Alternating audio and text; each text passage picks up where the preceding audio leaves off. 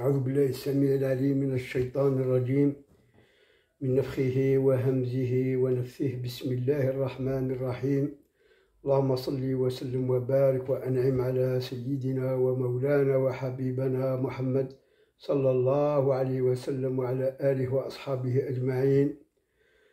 رب اشرح لي صدري ويسر لي أمري واحلل عقدة من لساني يفقه قولي. Voici donc la deuxième vidéo, Inch'Allah, sur la question de la science, des sciences et de leur lien avec Allah Azza wa Jal, Subhanahu Azza wa Jal. Nous avons essayé d'aplanir et de préparer ce que nous allons dire par des vidéos précédentes, et que Dieu, quand il a créé avec donc science, omniscience, dans le sens où chaque chose qui sera créée, d'abord, elle est faite, constituée d'un ensemble de sciences, d'un ensemble donc de connaissances pour créer la créature dans une parfaite symbiose et une parfaite harmonie, et donc entre les organes par exemple du corps et la fonction de chaque organe dans le corps de chaque créature, qu'elle soit animale, de poisson, d'oiseau, d'être humain, de djinn, d'ange, etc. Donc, à l'origine, tout est science auprès de Dieu et en Dieu lui-même. Et après donc que Dieu a commencé à créer, il a donc créé par c'est-à-dire des processus. Le premier concernant les cieux et la terre, qui a pris beaucoup de temps, selon les savants, plusieurs milliards d'années. Puis, et c'est ça le grand secret, il a créé la vie. Parce que, enfin, même dans les cieux, dans les planètes, dans les astres, dans les étoiles, dans c'est-à-dire le soleil, dans certaines galaxies, etc., il y a dans les atomes, dans les fines particules de leur constitution, une certaine énergie, vibration, et une certaine vie, et une certaine énergie. Mais là, dans le domaine atomique, ce n'est pas notre sujet, parce qu'on risque de se perdre, parce que déjà, même dans la physique quantique, il y a maintenant des choses qui échappent au contrôle, à la maîtrise des savants et des chercheurs dans la physique quantique. Enfin, d'autant plus que les électrons, paraît-il, peuvent se retrouver dans plusieurs points différents. Et c'est pour ça qu'on ne peut pas, en quelque sorte, arrêter, c'est-à-dire un système, arrêter, par exemple, des positions, etc. etc. L'essentiel, c'est que ce qui nous intéresse tout d'abord, c'est le commencement de la vie sur la Terre. Selon aussi des chercheurs et des savants, la vie a commencé sur Terre il y a environ 4 milliards d'années. Et le grand secret, le grand mystère, justement, c'est la vie. Dieu le dit. تبارك الذي بيده الملك وهو على كل شيء قدير الذي خلق الموت والحياة ليبلوكم أيكم أحسن عملا وهو العزيز الغفور. Ici, dans ce verset, il parle de vie et de mort. La vie, c'est le hayat. Et la mort, c'est donc l'extinction de la vie. Mais et là, ça concerne toute chose, hein, ça concerne toute chose. Parce que là, il parle du royaume suprême, global, universel de Dieu, où toute chose, donc, il lui a créé la vie, mais aussi la mort. Même l'univers va mourir un jour, donc il va disparaître.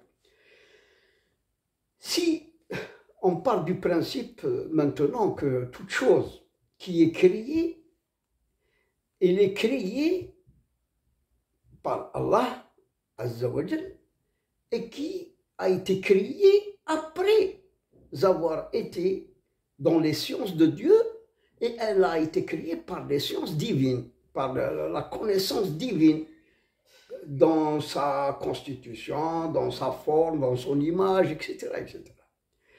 Alors, tout ce que découvre l'homme, en fait, ce n'est que des sciences de Dieu dans ce qui existe, que ce soit dans les végétaux, dans les animaux, dans les oiseaux, dans l'être humain, et même dans la nature, dans l'atmosphère, et surtout aussi tous les éléments, par exemple, du tableau de Mendeleïev, le tableau périodique. Mais l'homme, justement, est le khalifa de Dieu sur la terre. Et l'homme porte le souffle divin en lui, qui pour les grands savants qui ont été en quelque sorte très inspirés, même guidés par Allah, disent que Ruh, qu'Allah a insufflé dans l'être humain, et l'intelligence et la raison. C'est ces facultés de l'intellect humain qui donc sont de Dieu. Mais bien sûr, l'intellect fonctionne avec le cœur qui porte des émotions, et il fonctionne avec tous les sens, les 5 sens particulièrement. Donc l'intellect est alimenté en quelque sorte par les sens, par tous les sens, et par les émotions et ce que contient le cœur. Le cœur contient aussi des secrets. Le cœur où siège l'âme de l'être humain, Ruh, alors porte aussi des secrets. Ces secrets ne sont pas uniquement dans l'ADN, mais aussi dans le cœur, dans le ghariza. C'est-à-dire, par exemple, on trouve quelqu'un de courageux, un autre non courageux.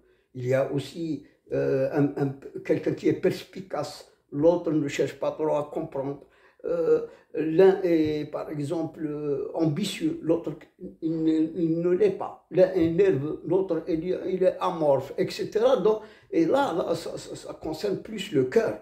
Et c'est dans le cœur où se trouvent donc ces instincts, ces dispositions innées, hein, avec lesquelles l'homme, dans sa vie, en quelque sorte, cherche à devenir riche, cherche à devenir président, à devenir propriétaire, à devenir, etc. Mais parmi donc, cette panoplie de types et de catégories de gens, il y a les savants. Il y a les savants. Alors, la question d'ailleurs qu'on voudrait séparer dans cette vidéo, c'est-à-dire que tout ce qui existe vient des sciences de Dieu. Dieu l'a créé, l'a constitué, l'a mis des sciences, et que l'homme cherche à connaître tout d'abord. Donc il explore l'existant dans la nature, dans les cieux, et donc il arrive à comprendre. Il arrive à comprendre les constitutions, les phénomènes, hein, les interrelations, les fonctions des choses et des organes, des constitutions, des créatures, etc. Mais aussi, il y a des prototypes qui ont inspiré l'homme pour créer, par exemple, l'avion. L'homme s'est inspiré de l'oiseau, par exemple. Mais l'homme, ayant cet intellect, cette intelligence, cette raison, a été élu par Allah, choisi par Allah pour être son vicaire. Tout lui est soumis. C'est pour ça que l'homme explore, l'homme exploite. Tout ce qui existe sur terre est soumis à l'homme. Lui est soumis dans le sens que c'est lui qui le maîtrise, c'est l'homme qui gère toutes les créatures sur la terre. C'est-à-dire il fait ce qu'il en veut, il tire profit de ce qu'il veut, et justement avec sa raison et avec son intelligence, il est parti après plus loin que de connaître les choses. Notamment donc depuis un siècle et demi ou 2 siècles, les 2 derniers siècles, le boom technologique, etc., et surtout donc les grandes disciplines scientifiques, notamment les mathématiques, la chimie, la physique et le reste, la thermodynamique, la mécanique, les sciences de mécanique, les sciences d'électricité, etc.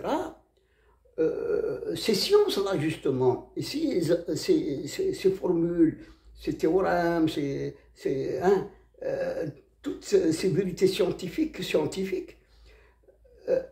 ont fait, donc, ont permis à l'homme d'aller plus loin encore. C'est-à-dire que, par exemple, à partir des combinaisons chimiques, il a créé plusieurs produits chimiques, dont les médicaments, par exemple.